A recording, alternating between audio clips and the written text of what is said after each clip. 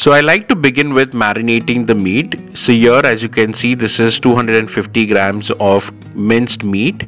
I will season this with 1 teaspoon of salt, 1/4 teaspoon of turmeric powder, half teaspoon of cumin powder, half teaspoon of red Kashmiri chili powder, 1/4 teaspoon of black pepper powder, and 1/4 teaspoon of garam masala powder.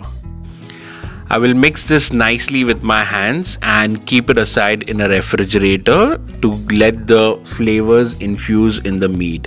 Now this step is optional, but I like to do it because the flavors of the spices gets infused in the meat.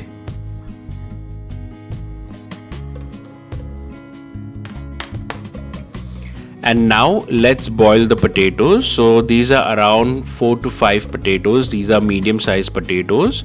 Now what you can do is you can pressure cook this without peeling the skin, but what I like to do is I'll peel the skin and cut it into cubes, and I'll let it boil in a pot, adding a little salt.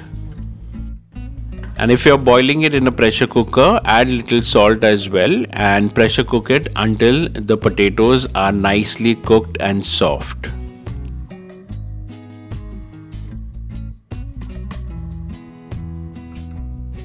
Now keep the potatoes on high to medium flame and let them cook for around 10 to 15 minutes. This will take roughly around 10 to 15 minutes.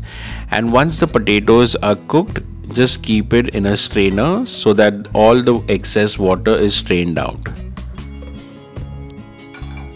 And now we'll cook our minced meat. So in a pan, I've taken around 1 tablespoon of oil. In that, I'll be adding in 1 medium-sized onion finely chopped, and now we will saute this onion until it's translucent. Keep the flame on medium and keep stirring the onion until it gets translucent.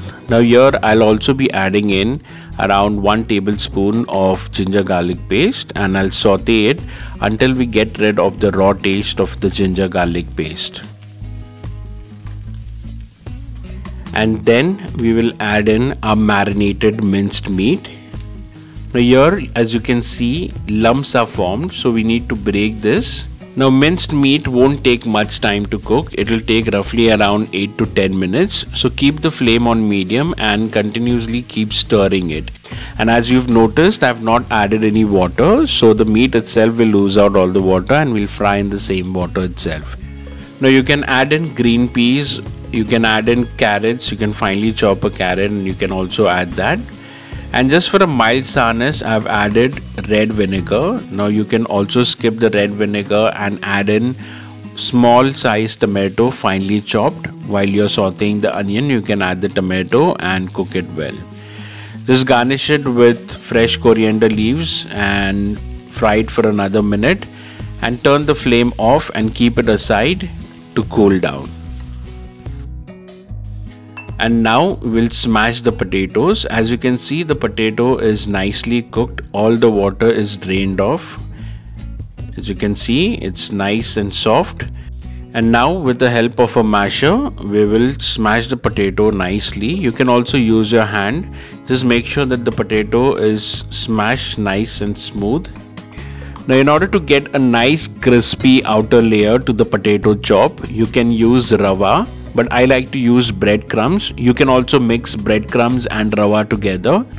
You can easily get breadcrumbs in the market, or you can also prepare it at home like I am doing. Just take 2 slices of bread and toast it until it's crispy and coarsely grind it.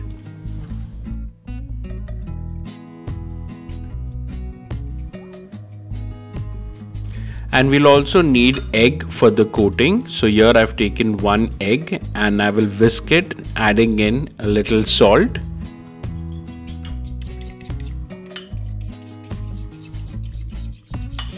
And now we'll start forming our potato chop. Now using a measuring cup will help you keep the size consistent. So here I'm using 1/3 cup. If you want to make a smaller potato chop, you can use a smaller cup as well. And now we'll start with stuffing.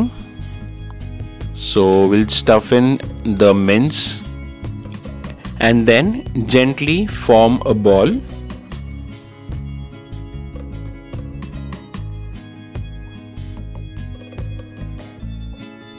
coat it with the egg.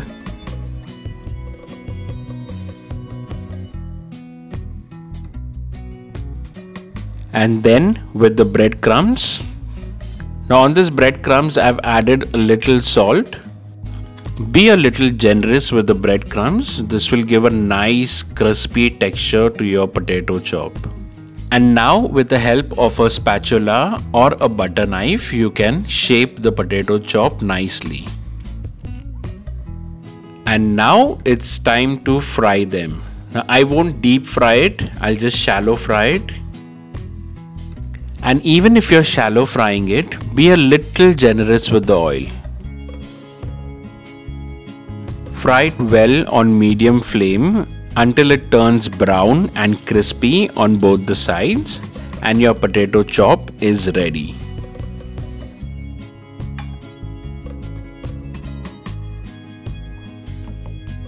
Serve it hot with a nice green spicy chutney or tomato sauce. It'll taste yum.